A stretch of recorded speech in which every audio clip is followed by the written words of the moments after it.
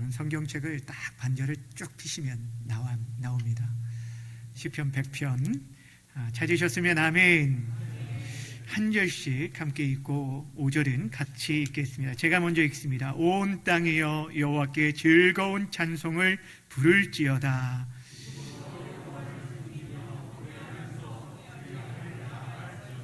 여호와가 우리 하나님이신 줄 너희는 알지어다. 그는 우리를 지으신 이요 우리는 그의 것이니 그의 백성이요 그의 기르시는 양이로다.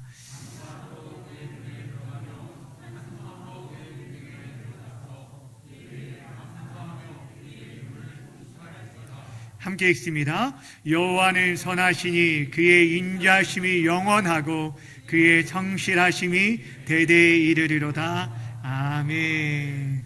따라합시다. 감사함으로 찬양합시다. 시편 100편 말씀은 우리들이 너무 잘 알고 익숙한 말씀입니다. 5절 짧은 절이지만 우리 인생들, 하나님의 백성된 저와 여러분들이 어떻게 하나님 앞에 예비하며 나아가야 할지에 대해서 아주 정말 강력하게 우리에게 권면하고 도전해주고 있는 말씀입니다. 표조에 등장하는 것처럼 이 시는 감사의 시입니다. 이스라엘 백성들이 예물을 가지고 성전에 들어오고 성전뜰을 지나면서 그들이 늘 불렀던 찬송이 바로 오늘 이 시편 100편의 말씀입니다. 그들은 노래하며 찬양하며 이 감사의 예배를 드릴 때마다 이 찬양을 불렀는데 어제 이 말씀을 준비하는 가운데 우리가 추수감사절 오후 시간이면 우리 각 기관별로 함께 찬양하는 시간들을 가졌는데 2년 작년 또 올해 이렇게 함께하지 못하는 그런 아쉬움이 좀 많이 있었습니다. 그래서 오늘 말씀을 준비하는데 말씀을 좀 짧게 전하고 좀 함께 감사 찬양을 드리는 시간을 가졌으면 좋겠다 그런 생각이 들어서 오늘 말씀을 먼저 이렇게 한 절씩 간단하게 살펴보고 같이 찬양하는 시간을 좀 가지려고 합니다. 먼저 1절부터 함께 읽도록 하겠습니다. 1절입니다. 시작. 온 땅이여 여호와께 즐거운 찬송을 부를지어다. 아멘. 즐거운 찬송을 부를지어다 라는 이 말은 단순히 찬양의 노래를 불러라 라는 얘기가 아니라 크게 기뻐하며 찬양하라 라는 그런 명령입니다. 여러분 그 유명한 가수의 공연장에 가게 되면 가수들이 그 청중들의 흥을 돋구기 위해서 하는 말이 있어요. 그냥 소리 질러 하면은 와 이렇게 하는데 사실 여러분 우리가 이런 문화들이나 그런 것들에 젊은이들의 찬양들 여러분 익숙하지가 않지만 지금 시인이 뭐라고 말하냐면 하나님께 그러한 모습으로 크게 기뻐하며 찬양할 것을 우리에게 요구하고 있습니다. 사실 이 단어는 왕이나 장군들이 전쟁에 나가고 승리하고 돌아올 때 개가를 부르면서 그들을 열렬히 환영할 때 부르는 그런 소리입니다. 그런 만큼 우리가 하나님 앞에 그런 기쁨과 감격과 뜨거운 마음으로 하나님을 예배할 것을 우리에게 요구하고 있는데 그렇게 예배해야 할 대상들은 어느 하나의 민족과 한 국가, 한 나라에 국한되는 것이 아니라 온 땅이 함께 하나님을 찬양할 것을 요구하고 있습니다. 2절 말씀 함께 읽습니다. 시작. 기쁨으로 여호와를 섬기며 노래하면서 그의 앞에 나아갈지어다. 여기 명령어로 쓰여 있는 동사가 두 가지가 있는데 섬겨라와 나아가라, 노래하며 나아가라, 그 앞에 하나님 앞에 나아가라 라고 말하는데 기쁨으로 하나님을 섬길 것을 먼저 요구하고 있습니다.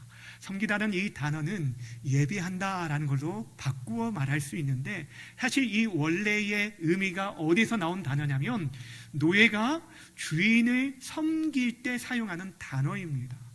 차라리 여러분 노예의 삶, 섬긴다는 삶은 사실 팍팍합니다. 표면적으로 드러나는 것은 고달프고 어려움이 있습니다. 그러나 내가 누구를 섬기느냐에 따라서 그 섬김이 기쁨이 될 수가 있습니다. 하나님이 어떤 분인지를 알 때 하나님을 섬기는 것이 오히려 나에게 큰 기쁨이 된다는 거예요. 여러분 외국 사람으로부터 만약에 도움을 받으면 우리가 뭐라고 얘기를 합니까? Thank you very much 라고 얘기합니다. 대단히 감사합니다 라고 말하면 상대방에서 뭐라고 해요? 보통 뭐예요? It's my pleasure. 이것이 내 기쁨이다 라고 말해요. 여러분, 내가 도울 수 있는 것, 내가 이것이 기쁨이라는 거예요. 하나님을 섬길 수 있는 것, 하나님을 우리가 예배할 수 있는 것, 하나님을 찬양할 수 있는 것, 이것이 우리의 기쁨이라는 거예요. 그래서 감사함으로 그 앞에 나아갈 것을 요구하고 있는 것입니다. 근데 여러분, 하나님이, 우리가 섬기는 하나님, 우리가 찬양할 하나님이 누구인지를 알 때 우리가 더 뜨거운 마음으로 찬양할 수 있는데 3절에서 뭐라고 말하고 있어요? 3절 보세요. 뭐라고 합니까? 여호와는 우리의 하나님이십니다. 여러분, 하나님이, 여호와 하나님이 누구의 하나님이라는 거예요? 김 목사의 하나님만이 아니라 우리 공동체, 우리의 하나님이라고 말하고 있습니다. 그래서 하나님과의 우리의 관계를 네 가지로 정의해주고 있는데, 자 보세요. 3절 말씀 다시 한번 읽습니다. 시작. 우리 하나님인 줄 너희는 알지어다. 그는 우리를 뭐 하신 자요? 지으시니요 우리는 그의 것이니 그의 백성이요 그의 기르시는 양이다. 여러분이 이것이 우리와 하나님과의 관계를 잘 소개해주고 있어요. 우리는 하나님이 지으신 하나님의 피조물입니다. 이 말은 하나님이 우리의 창조주시라는 그런 고백이에요. 이것을 믿느냐와 믿지 않는 것은 천지차이입니다.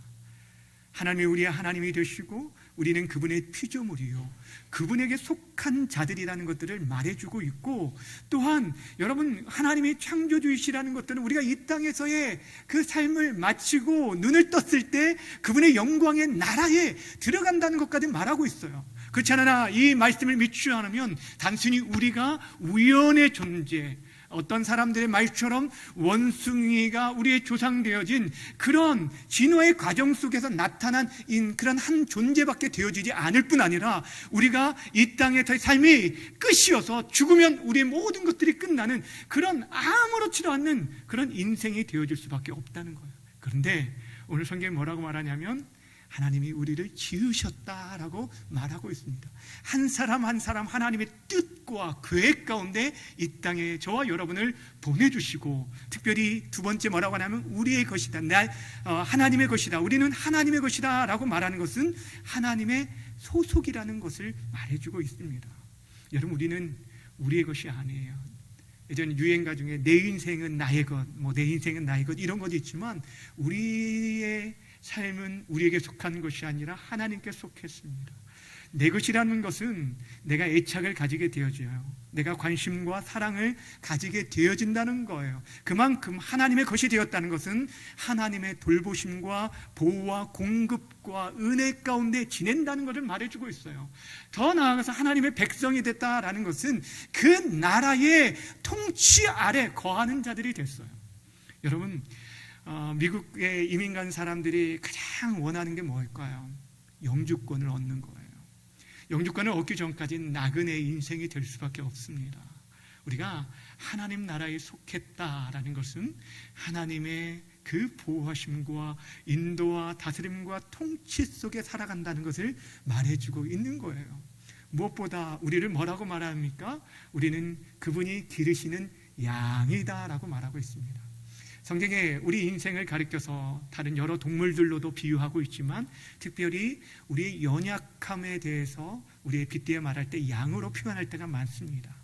양은요, 스스로를 보호할 수 없는 그런 연약한 동물입니다.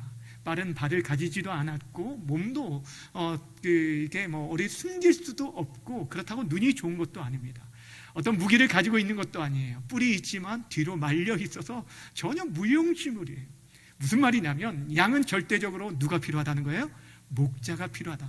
근데 오늘 하나님이 우리를 기르시는 양이라고 말하는 것은 하나님이 우리의 목자가 되심을 말해요. 하나님이 우리의 목자시기 때문에 다윗이 고백했던 것처럼 우리의 삶에 부족함이 없다라고 찬양하고 고백할 수 있는 거예요. 바로 우리가 누구인지를 말해주고 있는 거예요. 하나님과의 관계 속에서 우리는 하나님의 피조물이요, 하나님의 것이요, 하나님의 백성이요, 그분의 기르시는 양이기 때문에 4절에 이렇게 말합니다. 4절 우리가 오전에 읽었던 말씀인데 큰 소리로 읽겠습니다. 시작. 감사함으로 찬송함으로 그의 궁정에 들어가서 그에게 감사하며 그의 이름을 송축할지어다. 아멘. 감사함이 마땅하다는 거예요. 우리를 구속하신 은혜에 대해서 감사하며 찬양함이 마땅하다는 거예요. 그러니까 우리가 예배하러 올 때마다 무엇을 가지고 와야 한다고요? 무엇을요? 헌금을요? 예, 헌금도 가지고 와야지만 우리가 감사와 찬송을 가지고 하나님께 나와야 한다라고 말하고 있습니다. 이렇게 이스라엘 백성들이 하나님 앞에 나아가면서 이렇게 찬양하고 우리가 마땅히 하나님께 올려드려야 큰 목소리로 함께 찬양할 것을 요구하고 있는 가장 중요한 이유를 5절에서 이렇게 말하고 있어요. 5절 말씀 마지막으로 함께 읽습니다. 시작. 그의 인자심이 영원하고 그의 성실하심이 대대 이르리로다. 할렐루야. 5절 말씀의 원문에 보면은 왜냐하면 이라는 접속사가 우리 성경에는 생략되어 있는데 이렇게 써 있어요. 그러니까 왜냐하면 우리가 하나님을 그렇게 찬양해야 하는 이유, 하나님을 경배하고 높여야 할 이유, 다른 어떤 것이 아니라 우리 안에 있는 게 아니에요. 하나님의 그 인자하심, 그의 성실하심 영원하기 때문에. 여러분, 하나님은 늘 언제나 옳습니다. 아멘이십니까? 하나님은 좋으신 분이에요. 정말 좋으신 분이에요. 하나님은 선하신 분이에요. 그 하는 모든 일들이 선해요. 우리의 삶에 볼 때는 아니요, 이런 일들이 왜 우리의 삶에 일어나는가라고 생각할지 모르지만 그 모든 것까지 하나님은 정말 합력하여 선을 이루시는 좋으신 분입니다. 그 인자와 사랑이 시간이 지날수록 변하는 것이 아닙니다. 그의 말씀의 1.1획도 변하지 않고 그의 사랑은 영원한 변함없는 사랑이기 때문에 우리는 지금도 신뢰하며 우리가 힘들고 지칠 때 그분 앞에 나아가 안길 수 있는, 잠길 수 있는, 그 안에 쉴 수 있는 그런 안식처가 되어진다라는 것입니다.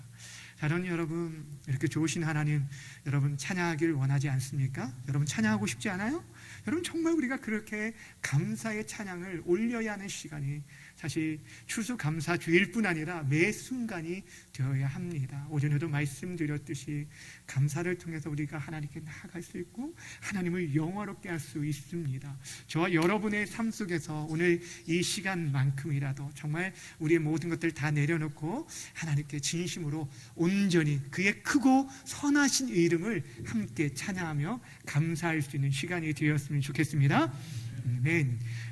그 악보를 좀 나눠드렸어요. 왜냐하면 하다가 좀 보이실 수도 있는데 안 보일 수도 있고 그래서 악보를 좀 준비했는데 악보를 보시면 우리 좋으신 하나님부터 우리 함께 이 가사를 기억하면서 저가 혼자 찬양하는 게 아니에요.